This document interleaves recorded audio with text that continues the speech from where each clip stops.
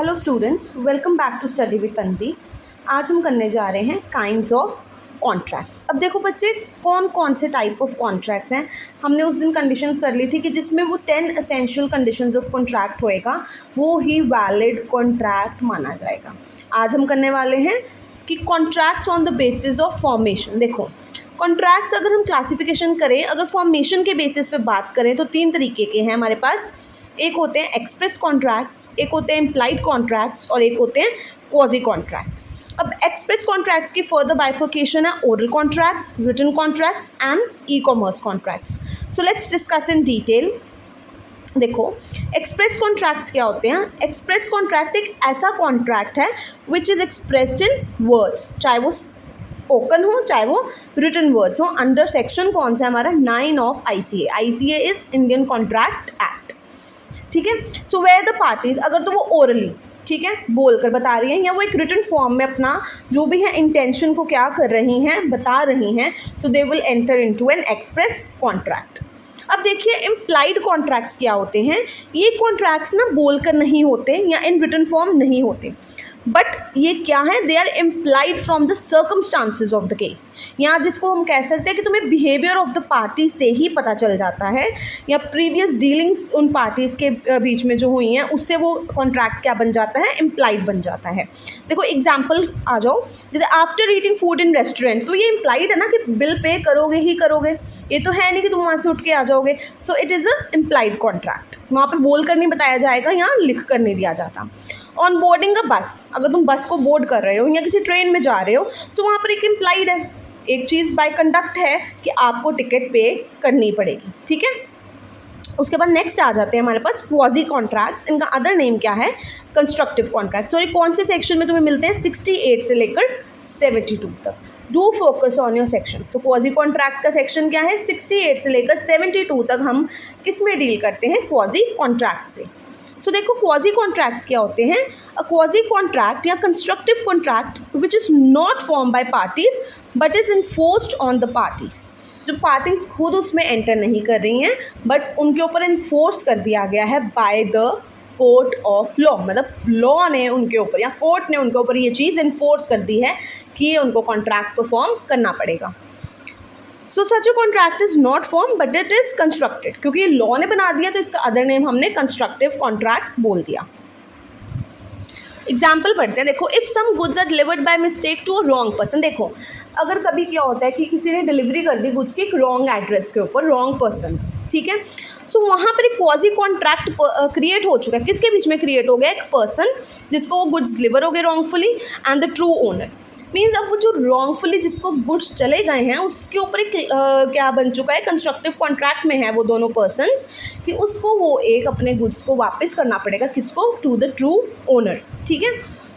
So it is a quasi contract. Then is contract on the basis of performance. अगर हम अभी हमने किए थे कॉन्ट्रैक्ट्स फॉर्मेशन के बेसिस पे, अब हम करेंगे परफॉर्मेंस के बेसिस के ऊपर। देखो, परफॉर्मेंस डिसाइड्स द कंप्लीशन। क्योंकि देखो, जब कॉन्ट्रैक्ट में जो हमारा रिस्पॉन्सिबिलिटीज़ थी या जो हमने प्रोमिसेस अपने फुलफिल कर दिए, तो हमारा कॉन्ट्रैक्ट क्या बन जाता है, कंप्लीट बन जाता है। तो यहाँ पर हम 2 तरीके के कॉन्ट्रैक्ट्स पढ़ेंगे।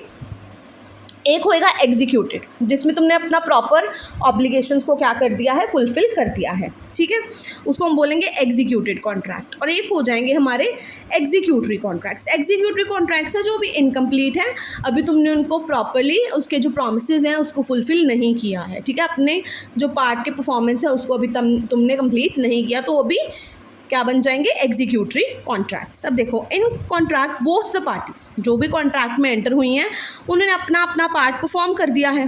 ठीक है।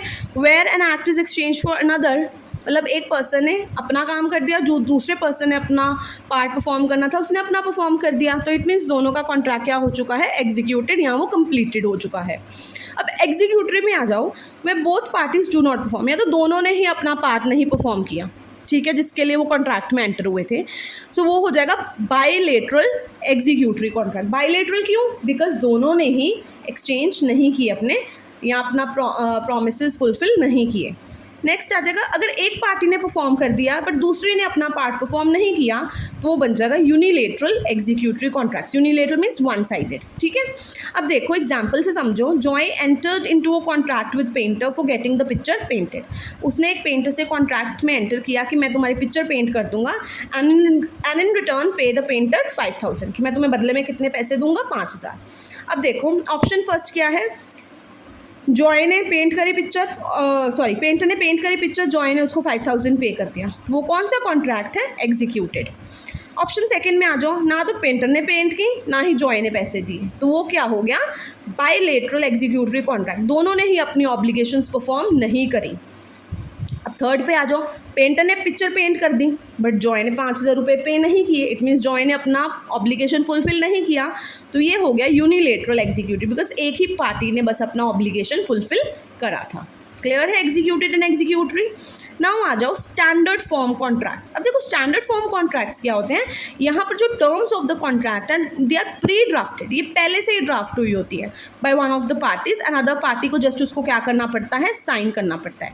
फॉर एग्जाम्पल इंश्योरेंस कंपनी के कॉन्ट्रैक्ट्स हैं, देखो वो पॉलिसी और जो फॉर्म है वो ऑलरेडी प्री ड्राफ्टेड होते हैं, उसके रूल्स एंड रेगुलेशंस। जब तुम पॉलिसी खरीदने जाते हो उस कॉन्ट्रैक्ट में एंटर करते हो, you just read and sign the contract, ठीक है। तो यहाँ पर पहले से ही प्री ड्राफ्टेड होएगा एक पार्टी की तरफ से और दूसरी पार्टी को सिर्फ क्या करना है, साइन करना है फॉर द एक्सेप्टेंस, ठीक है। अब देखो contract on the basis of validity, अगर हम वैलिडिटी की बात करते हैं, अब देखो एग्रीमेंट एनफोर्सेबल कब होएगा लॉ में, जब उसकी एसेंशियल कंडीशंस कंप्लीट होंगी, फिर वो एक वैलिड कॉन्ट्रैक्ट बन जाएगा। अब देखो अगर हम बात करें वैलिडिटी के बारे में, तो वैलिड कॉन्ट्रैक्ट्स कौन से सेक्शन में, 2 सबसेक्शन H ऑफ ICA 1872। और ये कौन सा वैलिड कॉन्ट्रैक्ट होता है, जो एग्रीमेंट एनफोर्सेबल बाय लॉ बन जाए, इसमें जिसमें 10 एसेंशियल कंडीशंस क्या हो जाए, फुलफिल हो जाए। उसके बाद देखो वॉइड एग्रीमेंट्स क्या होते हैं, कौन सा सेक्शन है, 2G of ICA, agreement not enforceable by law. अगर वो एनफोर्सेबल बाय लॉ नहीं है, इट मीन्स उसमें कोई भी एसेंशियल कंडीशन मिसिंग है, तो वो बन जाएगा वॉइड एग्रीमेंट, वो कॉन्ट्रैक्ट बन ही नहीं पाएगा, सिर्फ क्या बन के रह जाएगा, एक void agreement which does not fulfil all the essential conditions, जो भी हमने पढ़ी, चाहे उसमें कंसिडरेशन लॉफुल ना हो, चाहे उसको ऑब्जेक्ट लॉ ना हो या अनसर्टेनिटी हो मीनिंग का, तो वो कॉन्ट्रैक्ट बनेगा नहीं, वो क्या रह जाएगा, सिर्फ और सिर्फ एक वॉइड एग्रीमेंट। देन आ जाओ इलीगल एग्रीमेंट्स, ये तो तुम्हें क्लियर होएगा, जो अनलॉफुल है in the eyes of law, उसको हम इलीगल, जैसे तुम किसी को कमिट करने के लिए, क्राइम करने के लिए पैसे दे रहे हो, that is an unlawful agreement, ठीक है। या करप्शन बेस्ड आ जाती है कोई एग्रीमेंट, तो वो आ जाएगी अनलॉफुल एग्रीमेंट्स या इलीगल एग्रीमेंट्स। अब देखो वॉइड कॉन्ट्रैक्ट क्या होते हैं, ये 2 सबसेक्शन G में गिवन है। अब देखो पहले वो कॉन्ट्रैक्ट एनफोर्सेबल बाय लॉ था जब हम उसमें एंटर हुए, but a contract which ceases to be unenforceable by law becomes void when it ceases to be unenforceable। देखो पहले जब वो लॉ एनफोर्सेबल था, मतलब वो कॉन्ट्रैक्ट में एसेंशियल कंडीशंस थे, वो एनफोर्सेबल बाय लॉ था, तो वो कॉन्ट्रैक्ट था valid, but after due to some circumstances क्या होता है, वो लॉ क्या बन जाता है, आइज ऑफ लॉ के अंदर एनफोर्सेबल नहीं रहता, तो वो बन जाएगा वॉइड कॉन्ट्रैक्ट। मतलब ओरिजिनली वो वैलिड था बट आफ्टर सम टाइम क्योंकि उसकी कोई कंडीशन ऐसे वॉयलेट हो गई, उसकी वजह से वो अनएनफोर्सेबल बन गया, तो अब वो बन जाएगा void contract. So which was a valid contract पहले, but because of supervening impossibility, supervening impossibility of performance का मतलब है कि आफ्टर सम टाइम तुम उसको परफॉर्म नहीं कर पा रहे हो उसके कॉन्ट्रैक्ट को, तो वो सुपरवीनिंग इम्पॉसिबिलिटी है। So today it has become impossible to perform, तो अब वो क्या बन चुका है, वॉइड बन चुका है, ठीक है। सिंपल वर्ड्स में देखो, if a contract becomes impossible to perform without the fault of the promisor but because of some later event that is outside the control of promisor, मतलब वो अनफोर्सेबल कब बना, उसमें प्रॉमिसर की कोई गलती नहीं थी बट कुछ सर्कमस्टांसेस ही ऐसे अराइज हो गए कि अब वो चीज़ परफॉर्म नहीं हो सकती है, प्रॉमिसर उस चीज़ को परफॉर्म नहीं कर सकता है, तो वो कॉन्ट्रैक्ट क्या बन जाएगा, वॉइड कॉन्ट्रैक्ट। इनिशियली ऐसे कॉन्ट्रैक्ट्स क्या होते हैं, वैलिड होते हैं। इसके एग्जाम्पल में आ जाओ, देखो बच्चे, एक्स ने एंटर किया into a contract with a painter for getting the picture painted, और उसने बोला कि 10,000 रुपये बदले में दूंगा। अब पेंटर ही मर गया, अब क्या वो कॉन्ट्रैक्ट फुलफिल हो सकता है, नहीं हो सकता, वो परफॉर्म ही नहीं कर सकता। सो इट मीन्स ये ओरिजिनली तो वैलिड था but due to supervening impossibility, because अब इसकी परफॉर्मेंस नहीं करी जा सकती क्योंकि पेंटर की डेथ हो चुकी है, अब ये वैलिड से क्या बन चुका है, वॉइड कॉन्ट्रैक्ट। ठीक है। अब देखो नेक्स्ट इज वॉइडेबल कॉन्ट्रैक्ट, ये 2I में गिवन है। An agreement which is enforceable by law at option of one और more but not at the option of others is a voidable contract. अब थोड़ा ध्यान से समझना, देखो एक पर्सन के बेसिस के ऊपर वो इन्फोर्सेबल है, ठीक है, बट जो दूसरी पार्टी टू कॉन्ट्रैक्ट है उसके बेसिस पे वो इन्फोर्सेबल नहीं है, ठीक है, तो वो बन जाएगा वॉइडेबल कॉन्ट्रैक्ट। देखो अगर किसी कॉन्ट्रैक्ट में where the consent of one of the parties was not free, हमने कहा था ना कंसेंट ऑफ पार्टीज होना चाहिए, बट किसी कॉन्ट्रैक्ट में अगर कंसेंट ऑफ पार्टीज फ्री नहीं था या किसी कोर्शन, फिजिकल थ्रेट या मेंटल थ्रेट की वजह से वो उसको कंसेंट लिया गया या फ्रॉड या मिसरिप्रेजेंटेशन की वजह से लिया, तो ऐसा कॉन्ट्रैक्ट जिसका कंसेंट फ्री नहीं था उसके तरफ से वो बन जाता है वॉइडेबल। मतलब वो उसको कह सकता है कि मैं ये कॉन्ट्रैक्ट परफॉर्म नहीं करने वाला बिकॉज मेरा कंसेंट फ्री नहीं था। Such party whose consent was not free उसको हम बोलते हैं अग्रीव्ड पार्टी या इनोसेंट पार्टी, जिसके साथ गलत हुआ है।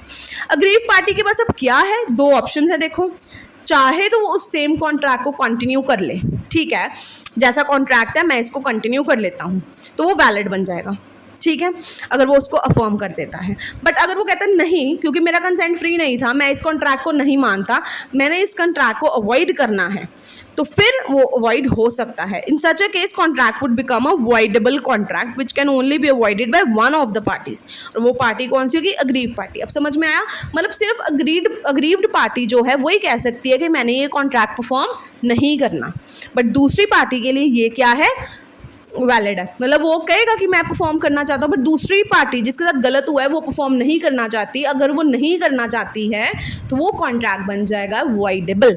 बट यहाँ पर भी एक बात ध्यान रखनी है, अग्रीव पार्टी के पास दो ऑप्शंस होते हैं, चाहे तो वो कर ले उसको अफर्म तो वो वैलिड कॉन्ट्रैक्ट बन जाएगा, अगर वो नहीं करती है, इग्नोर करती है, अवॉइड करती है उस कॉन्ट्रैक्ट को, तो वो वॉइडेबल कॉन्ट्रैक्ट बन जाता है, ठीक है।